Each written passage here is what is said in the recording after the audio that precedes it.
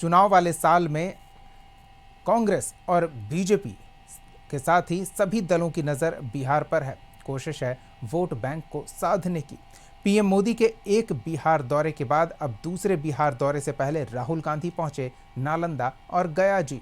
संविधान सुरक्षा सम्मेलन, महिलाओं से संवाद और माउंटेन मैन को श्रद्धांजलि के जरिए निशाना कहां रहा वो हम आपको दिखाएंगे। पर राहुल गांधी के कार्यक्रम की। राहुल गांधी इस साल 5वीं बार बिहार दौरे पर आए।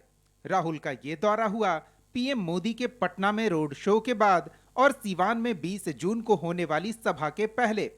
साफ है, चुनावी तैयारियों में कांग्रेस पीछे नहीं रहना चाहती। राजगीर के इंटरनेशनल कन्वेंशन सेंटर में कांग्रेस का संविधान सुरक्षा कार्यक्रम हुआ। साथ ही अत्यंत पिछड़ा वर्ग सम्मेलन भी आयोजित हुआ। नजर पिछड़ा अति पिछड़ा वोट बैंक पर है, तो राहुल गांधी ने एक बार फिर बताया कि जातिगत जनगणना क्यों जरूरी है। फाइनेंस, डिफेंस, उधर कोई नहीं। और वही हालत आदिवासियों की, दलितों की। मजदूरों की लिस्ट निकालो, मनरेगा की लिस्ट निकालो, ऊपर ड्राइवर्स की लिस्ट निकालो, वहां पे सिर्फ आपको ओबीसी, दलित, अति पिछड़ा ये लोग मिलेंगे। अब दो हिंदुस्तान बन रहे हैं, ठीक है। अगर दो हिंदुस्तान में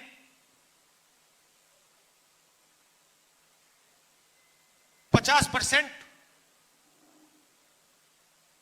आपका कंट्रोल होता और 50% किसी और का, तो ठीक है।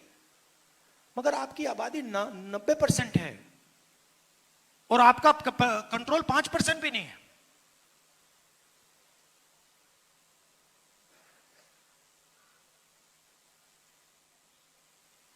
और जब मैं कहता हूं कि हमें पता लगाना है, मैंने कोई पॉलिसी प्रिस्क्रिप्शन आज तक नहीं दी है। मैंने आज तक यह नहीं कहा है कि भाई जाति जनगणना के बाद हम क्या एक्शन लेंगे। मैंने आज तक नहीं बोला है। मैं सिर्फ यह बोल रहा हूं कि पता लगाना है। राजगीर से पहले राहुल गांधी गया जी गए और माउंटेन मैन दशरथ मांझी के गांव पहुंचे। दशरथ मांझी को श्रद्धांजलि देने के साथ राहुल गांधी ने उनके परिजनों से मुलाकात की और माउंटेन मैन के बेटे भागीरथ मांझी को अपने साथ लेकर राजगीर गए।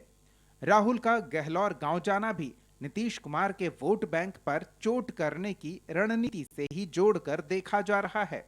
एनडीए में मांझी वोट की दावेदारी वैसे तो जीतन राम मांझी करते हैं, लेकिन मांझी समुदाय जिस वर्ग में आता है वो महादलित है। नीतीश कुमार की सरकार ने ही 2007 में पासवान जाति को छोड़कर बाकी सभी दलितों को महादलित का दर्जा दिया था, जो नीतीश कुमार के ही कोर वोटर माने जाते हैं। कि आज के इस दहशत भरे माहौल में, कि जिस माहौल में आपको हर रोज जिल्लत और रस्वा किया जाता है, कौमियत के नाम पर, जात के नाम पर, जबकि दौलत का मुश्तरका जो बंटवारा होना चाहिए वो हुआ नहीं। इन सब के खिलाफ लड़ने वाली कोई एक आवाज है तो उसका नाम राहुल गांधी और कांग्रेस पार्टी है। हमारी जिम्मेदारी बनती है, कांग्रेस पार्टी की जिम्मेदारी बनती है, हम तमाम कारकुनान की जिम्मेदारी बनती है कि हम अपनी पूरी जिम्मेदारी के साथ या हॉल में जितने लोग बैठे हैं और हमारे जितने लोग गांव गवई में बैठे हैं, बिहार में आने वाले दिनों में चुनाव में यह जो भारतीय जनता पार्टी और जनता दल यू का गठबंधन है, और जो गठबंधन झूठ की बुनियाद पे है कि जहां कुछ मिलने वाला नहीं है, जहां सिर्फ सितम और रुसवाई है और जिल्लत है, उन सब के खिलाफ हम लोग को अपनी आवाज बुलंद करनी है। और इस सबसे बड़ी बुलंद आवाज का नाम भी राहुल गांधी। कि हम देश के लोकतांत्रिक व्यवस्था में हम सबके बात करते हैं, लेकिन कहीं ना कहीं सामाजिक न्याय में बैठे लोगों को आज तक, जब से हमारा संविधान बाबा साहेब ने दिया, तब से कहीं ना कहीं चूक हुई और उसी को आगे बढ़ाते हुए आदरणीय राहुल गांधी जी ने सामाजिक न्याय की लड़ाई लड़ी। और उस सामाजिक न्याय की लड़ाई में जिस तरह से उन्होंने जातीय जनगणना की बात की और जातीय जनगणना में हमारी केंद्र में सरकार नहीं है, हम विपक्ष में बैठे हैं।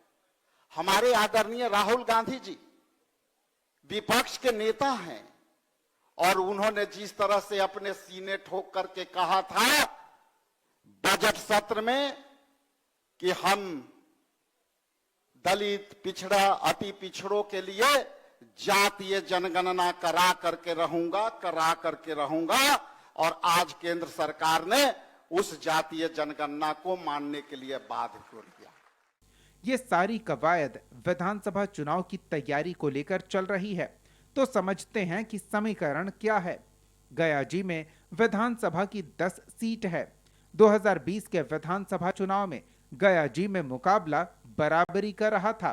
एनडीए और महागठबंधन दोनों को ही 5-5 सीट मिली थी। वहीं नालंदा, जहां विधानसभा की 7 सीटें हैं, वहां नीतीश कुमार की पार्टी का दबदबा रहा था। 2020 में जेडीयू ने 5 सीट पर जीत दर्ज की थी, जबकि 1 सीट बीजेपी और 1 सीट आरजेडी के हिस्से आई थी। दोनों जिलों में कार्यक्रम कर राहुल गांधी महागठबंधन, खासकर कांग्रेस को मजबूत करने की कोशिश में जुटे हैं। हालांकि सत्ता पक्ष का कहना है कि इस कवायद का कोई असर नहीं होने वाला। मेरा कहना है कि राहुल गांधी जी को सबसे पहले बताना चाहिए कि बाबा भीमराव अंबेडकर को उनके पिता, दादाजी और नाना जी ने जाकर बंगाल में अपमानित क्यों किया। भीमराव अंबेडकर को उनके समय में कभी कोई सम्मान क्यों नहीं मिला। महिलाओं का शोषण सबसे अधिक उनके समय ही क्यों हुआ। तो ये सारे सवाल के जवाब पहले उनको देने चाहिए। केवल महिलाओं और दलितों की बात करने वाला, महिला आरक्षण के भी विधेयक को अगर किसी ने आगे बढ़ाया तो माननीय प्रधानमंत्री जी ने आगे, नरेंद्र मोदी ने बढ़ाया। तो मैं तो सबसे पहले राहुल गांधी जी, आप परिवार के बाहर न दलित को देखते हैं न बाहर के परिवार के बाहर किसी महिला को। महिला है तो आपकी बहन होगी, दलित में कभी आपने आगे किसी को बढ़ाया ही नहीं।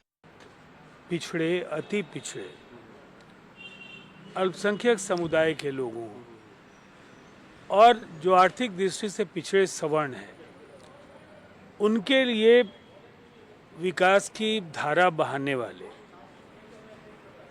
नीतीश कुमार जी के मॉडल के बाद यहाँ किसी भी नेता की दाल नहीं गलने जा रही है। दरअसल ये बात उनको समझ में नहीं आती है कि कांग्रेस, ग्रैंड ओल्ड पार्टी जिसने देश को आज़ादी दिलाई, आज कांग्रेस रसातल में क्यों चली गई।